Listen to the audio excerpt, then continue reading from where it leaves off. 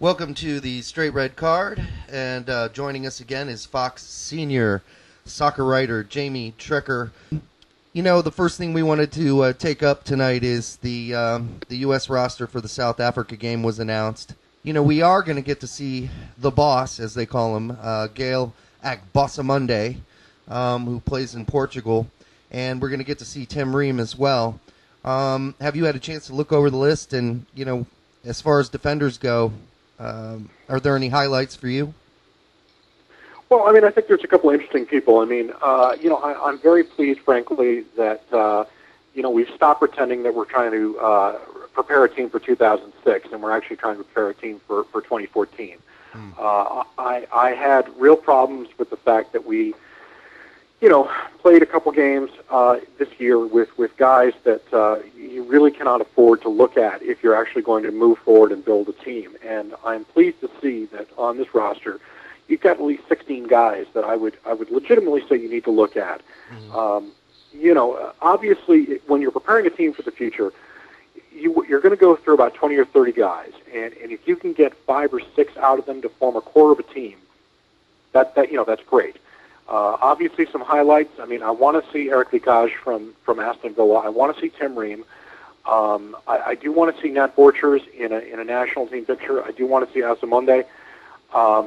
There's some other guys, obviously, that I frankly think that we've seen before that you don't really need to. Right. That I kind of wonder if you brought them in for continuity purposes, which to me is a bad idea. I don't ever want to see Jonathan Bornstein again. I can name a lot of people who feel that way. I don't want to see Eddie Gaven. Just going through that list. I mean, I'm not picking on those guys, but I'm saying, we know what they can do. Why are you bringing them in to play this kind of game? Let's play a completely experimental game. This is nothing that, it's not a game that means anything. So let's see what these guys can do, because at some point you're going to have to turn this entire team around. And, I will say that if you're bringing John Spector in, who can't get a game at Aston Villa, and he's probably going to have to leave in January, and he's never going to get a game at Aston Villa ever again. Right. Why are you bringing him in here? Yeah. If this is some kind of reward or you're trying to buck him up, frankly, this is misplaced. That's the kind of thing you do, a year before a World Cup. It's not the thing you do, 4 years out in front of one. Overall, however, I am, generally pleased with seeing a bunch of new faces. I think that's a good idea. Obviously we've got some guys that have played with the under-20 team, and let's see if they can do something. And my feeling on friendlies, frankly, is that this is off-stated. They should be all experimental because, frankly, again, they don't mean anything, and you should never take anything out of them other than just looking at guys and seeing if you can make a team out of them. So, my gut instinct, first of all, is to say this is pretty good. Obviously people are talking about Teal Bunbury because he's Canadian. Right. If that's the first thing you're focusing on, I think you're kind of missing the boat, honestly. I don't really want to talk about Canadians. Right. Let's talk about guys that, are going to give you something and can do something for you.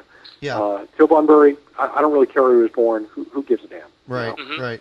If that's the first thing you're focusing on, is I think, unfortunately, a lot of the soccer media is, you're really missing the big picture here. Well, go ahead, Brad. I'm sorry. I was going to say, my thing with, you mentioned Spector and how he can't get a game at the club level. We've seen Bob do this from time to time with players who struggle to get playing time at their club level, especially once it gets closer to the transfer window, is that it's a way that they can showcase their players and maybe they can get a better chance of getting a transfer out. They did it with Feilhaber when he was struggling with getting playing time at Derby. They did it with Adu for a while there. This is what he does, especially when players that Bob feels comfortable with are struggling at the club level, and it's getting close to that point where they look like they're on the out of their club.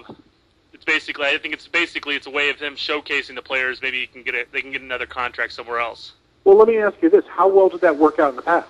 Yeah, exactly. Where did those guys go? Did they get contracts? Are they playing? In Feilhaber's case, I would agree that it did work out. For Adu, not so much. Yeah, I mean, Feilhaber's not. He's not a player. Let's be honest with you. I mean, he's got a contract somewhere. He's making $100,000 a year. Good for him. I mean, that's great. Freddie Adu hasn't come off the bench. He's a washout. Yeah. Spector, the truth of the matter is, I happen to like John. He's a nice guy. He comes from St. Charles. I know him here in Chicago.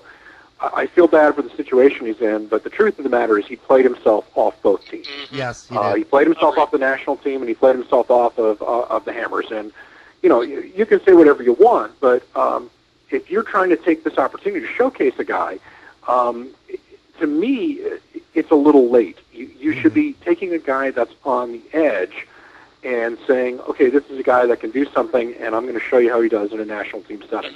Mm-hmm. I would almost say that frankly, if you're going to do that with somebody, you would do that with Josie Altidore, who is a guy that I don't think is really producing. He did score a goal midweek, obviously, in the Copa del Rey for Villarreal, but that's a guy that if I was trying to shop, you know what I mean, and that was my goal, I'd put him in there. I think that we, frankly, as Americans, and the way that the American team national structure works, we don't really understand how scouts look at players and how teams look at players. And to me, it's just misguided. I mean, Spector is, again, I like the guy. He's coming back to MLS, or he's going to be playing in Denmark. I mean, the poor kid has just a complete crisis of confidence, and he's done where he's at. And that's just the way it is. Yeah, I was just going to ask you that. How does a guy like Spector, who played so confidently and so well at the Confederations Cup, how does a player lose, that confidence, and how does he, fall so quickly? It just seemed like overnight. And of course, they had a manager change there too. But can you explain what happened to Jonathan Spector at West Ham? I mean, how does that happen? I think that honestly, my suspicion is, first of all, that he's carrying an injury, and that has hurt him. And second of all, that he's gotten into a situation that a number of players get into. It's not specific to Americans. We've seen this a lot. A guy gets in a situation where he gets completely burned, and a manager puts him out, and he gets burned again, and he gets burned again. And all of a sudden, it gets in your head. He's got basically what we call the yips, in terms of baseball. And I think, unfortunately, again, he's a competent player that did very well for the United States. But he was put in situations where he got repeatedly smoked, and it has caused him to overcompensate for his natural errors. And the funny thing is, when I saw him play at the start of the year, he was not moving as confidently. His positioning was very poor. And what would happen is guys would get around him, and he would try to overcompensate and overreact for that by putting himself in a position where he was blocking off the guy that would actually, naturally pick him up. So he was killing his center back. Yeah. And Spector is more intelligent than that. But when you get in a situation where you're continually getting beat, your mental state is such that I think you tend to overreact. And I think that's what's going on with him. And unfortunately, at the professional level, with a team like West Ham that's obviously is in the Premier League and is obviously, struggling to stay afloat, you can't afford that. And, I think it's got to be very hard for him because he's taken a great deal of a very passionate, negative reaction from the West Ham fans. I mean, I don't know if you guys ever look at the West Ham message boards or look at how guys react to Americans over there. He has taken the blame for a lot of stuff that is really not his fault. Yeah. And that's got to affect your psyche. Yeah. I think it would affect certainly my psyche, and it's obviously affected his. Yeah, absolutely.